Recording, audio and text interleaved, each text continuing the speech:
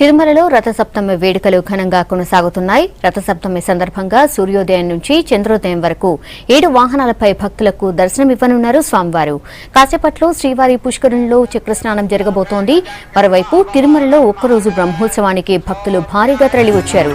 దీంతో తిరుమాడ వీధులు గోవింద నామస్మరణతో మారుమోగుతున్నాయి. ఇప్పుడు లైవ్ లో చూద్దాం.